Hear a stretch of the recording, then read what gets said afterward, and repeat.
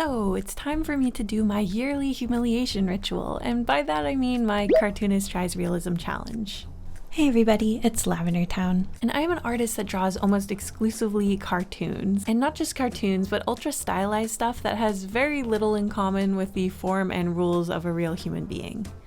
Every year-ish, I try to make a portrait of my character Babs from my comic Unfamiliar, and this year I have a plan.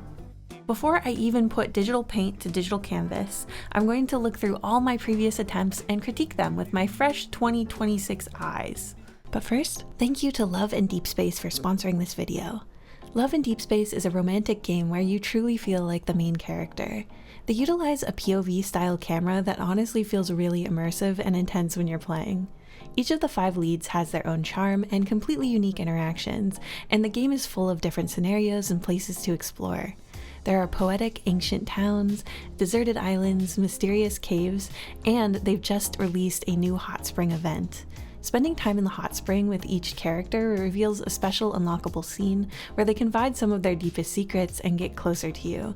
These scenes honestly had me blushing. You'll see what I mean if you play it. What impressed me most is the faces and hands in this game. They're animated so delicately and with such impressive detail, and they all have little quirks to the way that they move that make them feel real. I think if you're a fan of dating or romantic games, you're going to absolutely be obsessed with this. Love and Deep Space is free to play with gorgeous high-quality graphics and characters. Who will catch your eye? Check out my link in the description to find out, and thank you again to Love and Deep Space for supporting this channel. Alright, let's start with 2017.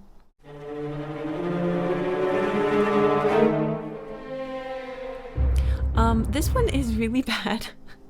I mean, it's an okay drawing, I guess, but this is not realism. So the main problem here is that there's like no form. This is extremely flat, and the proportions are very, very cartoony. Even if it's not as cartoony as the stuff I usually would make, it's still very cartoony. I also think that something weird is going on with her neck, and I don't know what was happening there, so...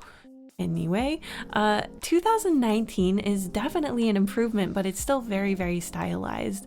I still kind of like this one because I think it was failing at realism so hard that we're still outside of the uncanny valley. That's not the case for all of these, so I guess I'm grateful that it's not super creepy. She also is not emoting very much, and that's definitely going to be a consistent theme because the more emotion you put on your realistic face, the harder it is to render. So a lot of the time she's just kind of given the lead paint stare a little bit, but I like this one. It definitely looks like it looks like a specific style of makeup that was popular for a while where viewers, you know, did a lot of blush on the nose and a lot of fake freckles. That's what it reminds me of. In 2020, things were really hard in the world, and I think that reflects in this portrait because all of a sudden Babs looks like she has clinical depression, and there's just way too much like gray shadow on this.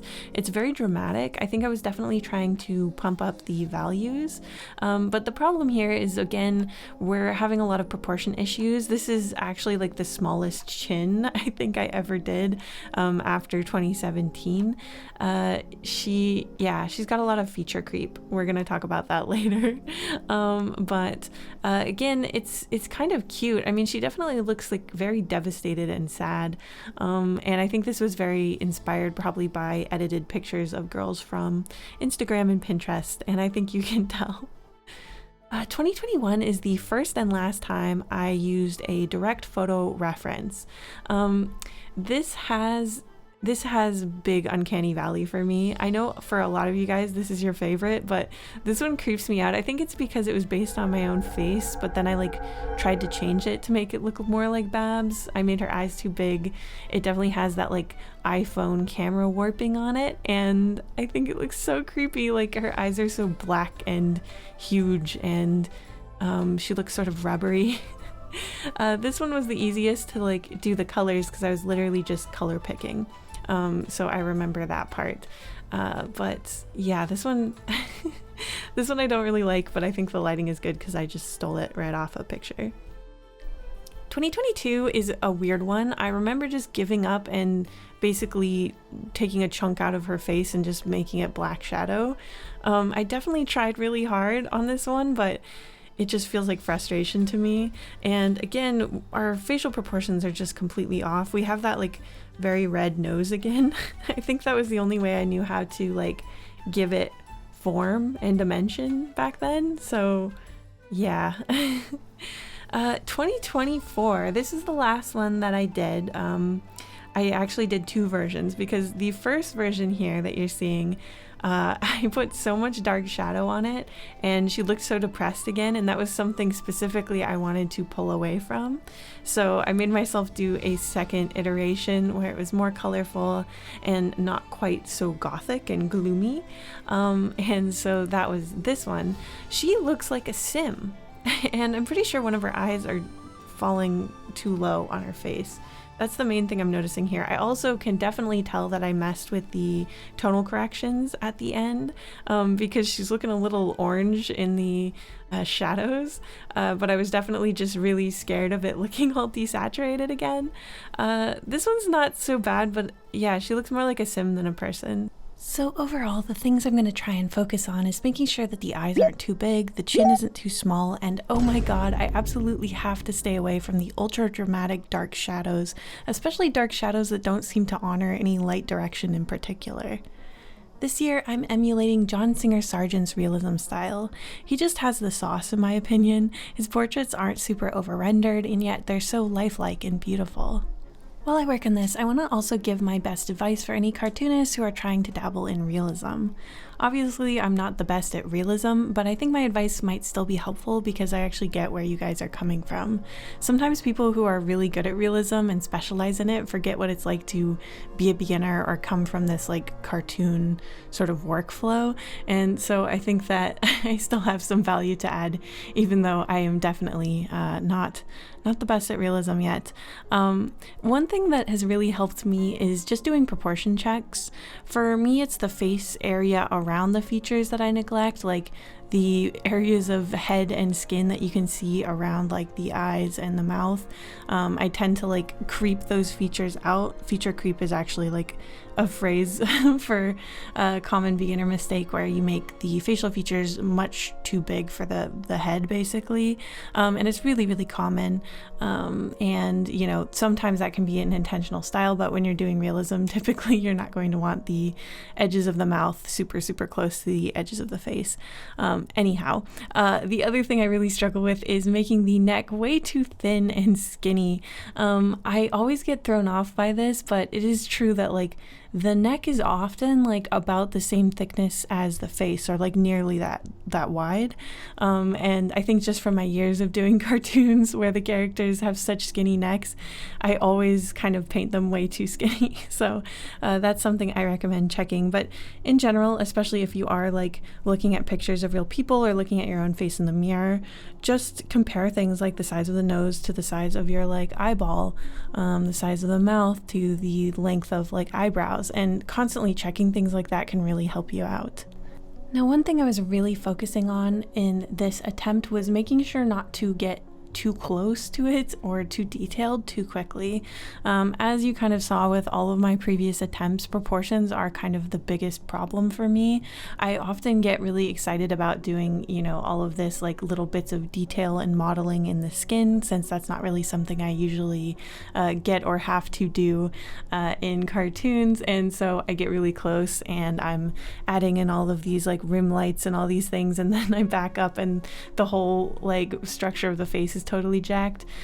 This is the point at which I honestly thought about scrapping this painting completely. This happens to me every time I do any painting, whether it's in real life, usually I use gouache or watercolor, or digitally. There's always a point of total despair, like Danganronpa level despair, where I'm like, this is the ugliest thing that not only I have ever painted, but that anyone has ever painted. And yeah, I'm glad I pushed through because I ended up being a lot prouder of this than I expected. But at this point, she looked a little botched and a little scary, and you can actually see me. This is the point at which I started adding in those dark desaturated shadows. Now, I could not actually tell you why I'm doing this. I keep doing it even when I'm consciously aware that I don't want to. I eventually pulled back, but like it's something about actually like rendering out the face, all of a sudden I feel I need to go on a multiply layer and add all of this dimension, you know, just through this like kind of grayish shadow. Don't do this. Do not emulate this, because it always sucks all the life out of it and makes her look even more like plasticky and not alive. Here is another point at which I kind of dipped back into a bad habit. Because I'm an artist that usually uses line art to create structure, I always end up wanting to go in and actually like do these little like hard lines into my painting. And it does help sort of if you're not actually building these shapes properly, it helps make it look more clear and it definitely looks better, but it's not as realistic. And I really wanted to emulate John Singer Sargent, as I said, so I didn't want to use these harsh black, almost kind of line arty lines, because that's not what the challenge is all about.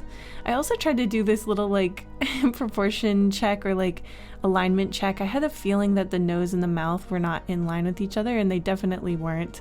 But her face is turned a little bit, so that was also not like the most helpful thing. You can also see I was trying to patch in some texture to make it look a little more like paint, so I ended up using a gouache brush, which I usually like with my illustrations, but was not really working here, and I realized it's because I was trying to emulate a style that is done in oil paints with this kind of dry gouache brush, and that was just not doing it for me. One of the struggles with this, beyond just the fact that like my skill level is not particularly high with realism, is that Babs is a character with pink eyes and heart-shaped pupils, and all of these things don't really look super realistic, but I was committed on this one to making sure that I did not sort of chicken out of her actual design. And here is the point where everything started to turn around, in my opinion. I kind of backed up again, and I just started patching in the proportions again, particularly redoing her eyes, because they just looked too freaky. Like something was definitely wrong with them, and I couldn't seem to figure out what it was. I also started giving attention to the rest of the portrait, which is a mistake that I made every single time, where I focused so hard on the face, completely exhausted myself, and then did a really boring, you know, sort of treatment on her hair and her outfit. I didn't want to do that this time, so I actually backed up and made sure to do a bit more shading and rendering on these areas, even if it's just like a quick dash of like some cool blue shadow, or you know, some like beigey shadow on her sleeves, just to make it look like it's, you know, like a full picture and not just a super close-up on her face. I really love this more impressionistic style of like blocking things in and basically, you know, letting there be visible brush strokes. That's something that I really admire in like old school, like old masters realism and stuff. And it's one of the reasons I love going to museums, is actually like seeing the brush strokes and stuff. So that's something I wanted to do more of here, especially just because I don't really enjoy like airbrushy kind of rendering. Like I don't find it very fun, and I find that there's a lot longer time spent in that like uncanny valley zone, which is my least favorite part of painting. I kept trying to make sure that the nostrils were existing, because that was another major problem that I had in the past. Just, you know, sort of putting them in there like snake style, where they're just two dots, and then not like honoring the actual shape of the nose, like the bulb in the nostrils, that sort of thing.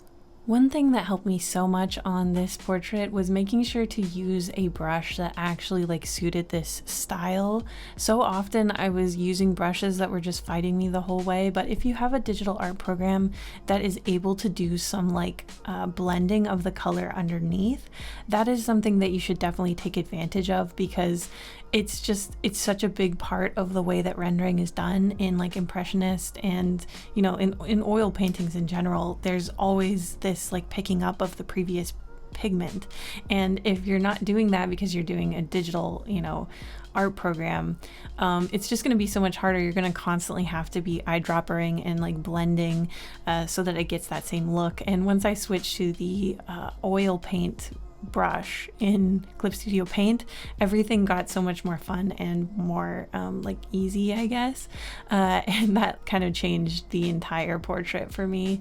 I kept redoing like her neck and her clothes and her hair. I kind of forgot that she actually has like a Peter Pan color. I originally had more of her like décolletage out because I was looking at all these portraits by John Singer Sargent, and that was the style at the time.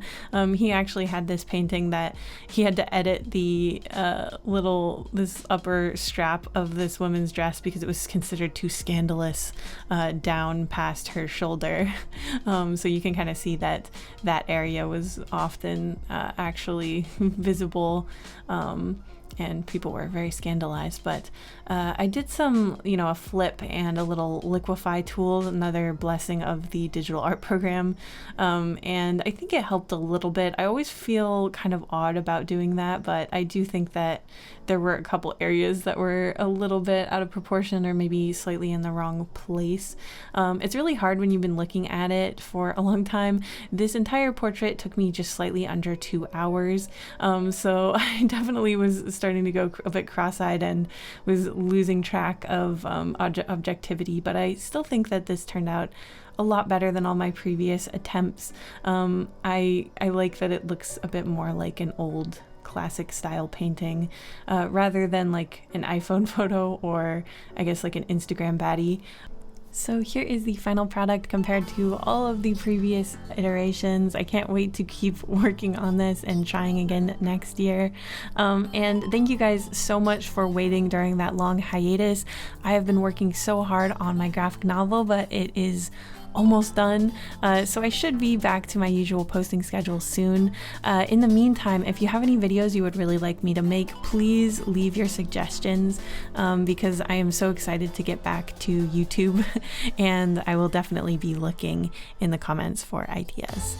Thank you to my wonderful members and patrons, including Stefan, Stavo the Gremlin, Roger Baker, Artist James, Esme and Riley, Mr. Bingley, Glubby Wubby, Arugi, Meow Meow Meow Meow Meow, Sea Nerd, Bowl of Soup, Lorena, Mimi Mamori, Frog Scourge, Zachary Smith, Pale Star Poppy, Shaimani, Celery Sticks, The Mousy Mouse, Zora Eyes, Burnt Toast with Bleach, Sopapia, Hicho, TTT Rex, Lonely Purple Zealot, Honey Kitten, Loro, Data, Gashes to Gashes, Skitten, Gold Pikachu, Donut Oat, John Steele, Names Are Gone, Crow Dotus, Sunday Good Enough, Ace Wander, Jordy Plays, Clown of Clubs, Sunshine, River de Goblin, Raz Tarosh, Casey, Graveyard Moss, Grexius, Kingdom Hearts Sucks, The Midwestern Menace, CB, Lucy Amajiki, Ravens Crow, Zocelot, Jabber Dabber Doo, Light Jewel, Kadaria, The Expressive Poker Face, Tsubaki, Cutie Pie, Ice Cream Pal, Cola, JJ Jade, and of course, blah blah blah blah.